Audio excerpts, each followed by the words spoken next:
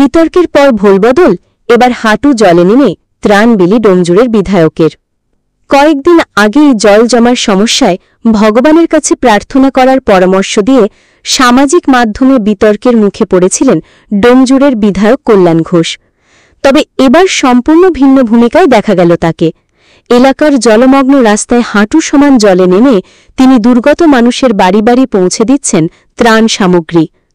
হাওড়ার ডোমজুড় বিধানসভার অন্তর্গত সলপসহ একাধিক জলমগ্ন এলাকায় এখন এই ছবিটাই পরিচিত হয়ে উঠেছে। স্থানীয় বাসিন্দাদের মতে বিধায়ক কল্যাণ ঘোষ শুধুমাত্র একদিনের জন্য নয়, নিয়মিতভাবেই বিভিন্ন এলাকায় গিয়ে জমা জলে আটকে পড়া মানুষদের পাশে দাঁড়াচ্ছেন। তিনি নিজে উপস্থিত থেকে দুর্গতদের হাতে ত্রিপল এবং অন্যান্য প্রয়োজনীয় ত্রাণ তুলে দিচ্ছেন। এই পরিস্থিতি প্রসঙ্গে বিধায়ক কল্যাণ ঘোষের সাফাই, এই জলজমার কারণ নজিরবিহীন বৃষ্টি। তিনি বলেন, বিগত 10 বছরে এত বিপুল পরিমাণে বৃষ্টি হয়নি। অস্বাভাবিক বৃষ্টির কারণেই গঙ্গা এবং খালগুলি জল নিষ্কাশন করতে পারছে না, যার ফলে এই ভয়াবহ পরিস্থিতি তৈরি হয়েছে। তিনি আরও দাবি করেন, বর্ষার আগেই পঞ্চায়েতের মাধ্যমে এলাকার সমস্ত নিকাশি নালা পরিষ্কার করা হয়েছিল, কিন্তু বৃষ্টির পরিমাণ এতটাই বেশি যে পরিস্থিতি নিয়ন্ত্রণের বাইরে চলে যায়। তবে শুধু কারণ দর্শিয়েই থেমে থাকেননি বিধায়ক। দুর্গত মানুষদের আশ্বাস দিয়ে তিনি জানিয়েছেন, বৃষ্টি কমলেই দ্রুত জল নামানোর জন্য প্রয়োজনীয় পদক্ষেপ নেওয়া হবে। তিনি বলেন, যতদিন পরিস্থিতি স্বাভাবিক না হচ্ছে আমরা প্রতিদিন আর্ত মানুষের পাশে থাকব এবং ত্রাণ বিলি চালিয়ে যাব। বিধায়কের এই সক্রিয় ভূমিকা নিয়ে এলাকায় মিশ্র প্রতিক্রিয়া দেখা গেলেও তার এই উদ্যোগ জলবন্দী বহু মানুষের কাছে সাময়িক স্বস্তি নিয়ে এসেছে। আরও গুরুত্বপূর্ণ খবর পেতে এএমপি নিউজ চ্যানেলটি সাবস্ক্রাইব ও ফলো করে রাখুন। আজকে কর্মসূচি নয়, কর্মসূচি আমাদের যেদিন থেকে মানুষের ঘরে ঘরে জল পৌঁছে গেছে আমরা সেদিন থেকেই রিলিফ দেওয়া থেকে শুরু করে, যেখানে টালির চালের বাড়ি তাদের তিরপল যেখানে জল পড়ছে দেওয়া থেকে শুরু করে জলের ব্যবস্থা প্রত্যেকটাই জিনিসই আমরা করেছি। এবছরে টানা 2 মাস যেভাবে বৃষ্টি হচ্ছে এবং তার সাথে সাথে নিম্নচাপ যেভাবে হয়েছে, বিগত 10-12 বছরের মধ্যে আমরা এই বৃষ্টি দেখতে পাইনি।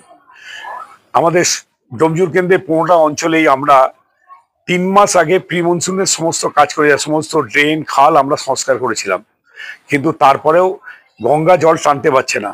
স্বাভাবিকভাবে সব জায়গায় জল জমে গেছে। বৃষ্টিটা থামলে আমাদের বিশ্বাস যে আমরা 1 সপ্তাহের মধ্যে সমস্ত জল নিষ্কাশন করে দিতে পারবো। পরিষ্কার করলেও সেই জল আবার রিটার্ন চলে আসছে। অ্যাকচুয়ালি যে খাল যদি জল না টানতে পারে, গঙ্গা যদি জল না টানতে পারে, সেখানে কিছু করার নেই। অতিরিক্ত বর্ষার ফল এবং তার সাথে নিম্নচাপ, এটা টানা 2 মাস ধরে চলছে, যেটা আমাদের এই বিগত 10-12 বছরে হয়নি। সেই বৃষ্টি যখন হয়েছে শুধু আমার এই এলাকায় নয়, সারা পশ্চিমবাংলার বিভিন্ন প্রান্তে, শহরের মতো জায়গাতেও কিন্তু হয়েছে। ভারতবর্ষের অন্যান্য রাজ্যেও একই জিনিস চিত্র দেখা যাচ্ছে। আমি আজকে শুধু হরিরামে প্রতিদিনই এলাকায় ঘুরছি, আজকে এই অঞ্চল কালকে সেই অঞ্চল, এইগুলো কাজ করে যাচ্ছি। ভয়াবহ পরিস্থিতি হচ্ছে, মানুষ প্রচন্ড জলযন্ত্রণায় ভুগছে। যাতে আকাশ ধরলে পরে আমরা বিশ্বাস করি যে 4-5 দিনের মধ্যে আমাদের এই জলটা নেমে যাবে। কারণ যেভাবে পঞ্চায়েতকে দিয়ে আমরা প্রি মনসুনের প্রত্যেকটা নর্দমা খাল পরিষ্কার করে দিয়েছি, আশা করছি যদি খাল এবং গঙ্গা জল টানে সেই সমস্ত জল নেমে যাবে। তাদেরকে বলেছি, আমাদের স্কুল আছে এবং এখানে লজ আছে, সমস্ত জায়গায় উঠতে বলেছি, কিন্তু ওনারা চুরির ভয়ে কেউ যেতে পারছেন না।